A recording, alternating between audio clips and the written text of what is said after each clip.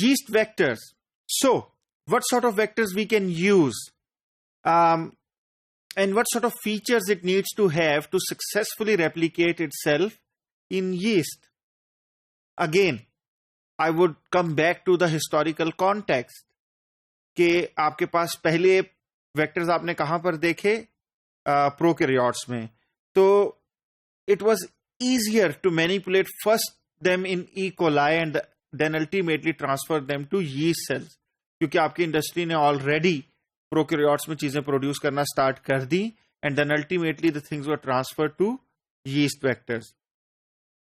तो basically what you required was pretty much a promoter. जिस तरीके से आपको हर जीन से पहले एक प्रोमोटर चाहिए ताकि उस पर क्या हो सके, राइबोसोम बाइंड कर सके, अ मल्टीपल क्लोनिंग साइट ताकि आप उसके अंदर अपनी मर्जी का जीन डाल सकें, क्योंकि उसके अंदर डिफरेंट रिस्ट्रिक्शन एंडोन्यूक्लियसेस हैं जिनको आप यूटिलाइज कर सकते हैं. Termination and polyadenylation signals. Now, this is different from bacteria. There was no need of polyadenylation signals there. Eukaryotic selectable marker, जिनको हम आगे मजीद डिटेल्स में डिफरेंट प्लाज्मिड्स में देखेंगे.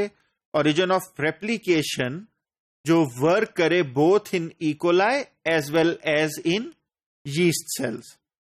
Okay? This is an example of a generic such vector or ORI-E जो आप देख रहे हैं यहाँ पे.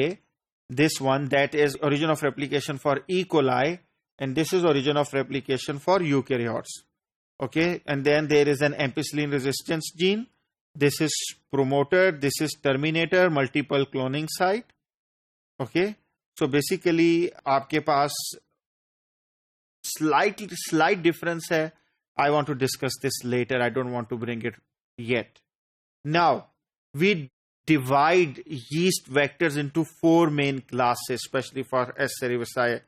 Yeast episomal plasmids, जो true independents हैं कि वो बगैर, जिस तरह बैक्टीरिया में बैक्टीरियल क्रोमोसोम के ऊपर प्लाज्मिड डिपेंडेंट नहीं था अपनी रेप्लिकेशन के लिए, वो बिल्कुल एपिसोमल प्लाज्मिड्स उसी तरह इंडिपेंडेंट हैं और वो बैक्टीरियल प्लाज्मिड्स की तरह बिहेव करते हैं और रेप्लिकेट कर सकते हैं.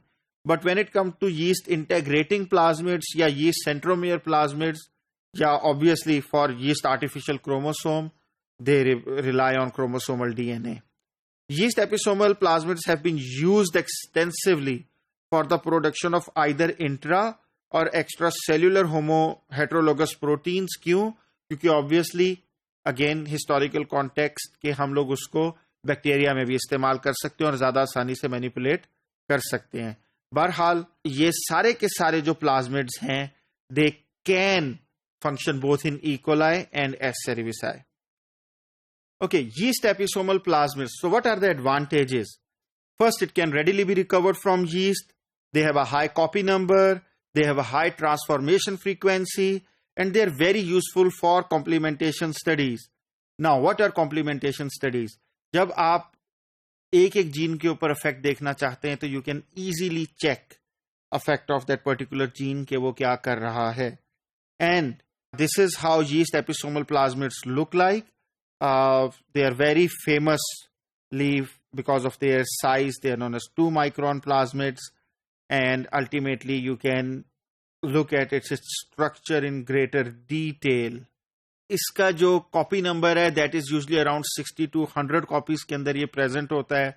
It has size of around 6,000, and ये basically जो न्यूक्लियस है yeast का, ये उसके अंदर आपके पास यानी कि मोस्टली इसकी दैट्स इट्स लोकेशन. इसकी जो ट्रांसफॉर्मेशन फ्रीक्वेंसी है that's pretty good, 10⁻³ to 10⁵ per microgram of DNA. और कॉपी नंबर पर सेल है that is also not very bad, that is from 25 to 200. What is the disadvantage? The disadvantage is के novel recombinants generated in vivo by recombination with endogenous 2 micrometer plasmid, that's difficult to do क्योंकि इसका plasmid size इतना है कि actually that's slightly disadvantageous as compared to smaller plasmid size.